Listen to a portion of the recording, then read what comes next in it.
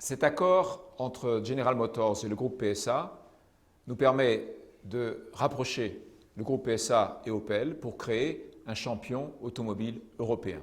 Champion automobile européen issu du rapprochement de deux entreprises, une française et une allemande, ce qui nous permet d'offrir à nos clients sur ce marché un portefeuille de marques élargi avec Peugeot, Citroën, DS, Opel, Vauxhall et notre marque de service mobilité Free2move.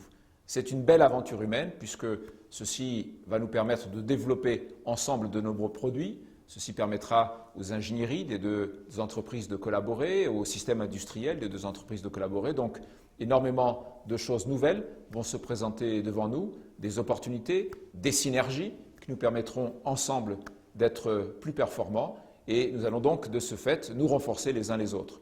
Ceci est aussi une opportunité pour Opel puisque la situation d'Opel nécessite une reconstruction économique qui est finalement assez semblable à ce que nous avons vécu chez PSA il y a à peine 3 ans. Et donc nous avons l'opportunité ici de permettre aussi à Opel de s'assurer une pérennité et un meilleur avenir.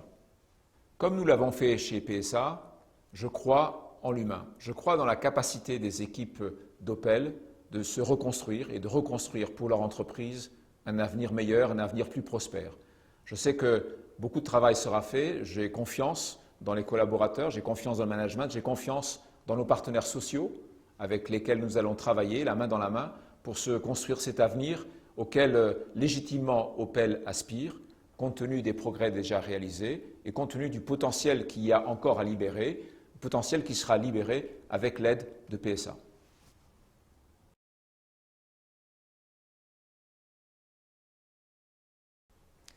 Aujourd'hui, 6 mars 2017, nous avons signé l'accord chapeau du rapprochement entre le groupe PSA et le constructeur Opel.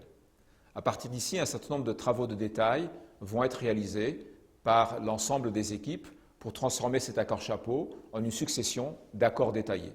L'ensemble de ce travail nous prendra un peu de temps, vraisemblablement jusqu'au dernier trimestre de l'année 2007, date à laquelle l'accord final sera signé. D'ici là, il est très important, aussi bien côté PSA que côté Opel, il est très important que nous restions très concentrés sur la mise en œuvre de nos opérations, sur la conduite de nos opérations. Il faut évidemment faire en sorte que le business se développe dans les meilleures conditions. Il faut du côté PSA que l'on travaille sur la mise en œuvre du plan Push-to-Pass avec toute la concentration et toute la rigueur nécessaire, telle que nous l'avons démontré en 2016. Et du côté d'Opel, il faut travailler sur la conduite des opérations et aussi sur la construction du plan de reconstruction économique qui permettra donc à Opel finalement de poursuivre sur sa lancée et de se construire un avenir plus prospère et plus rentable.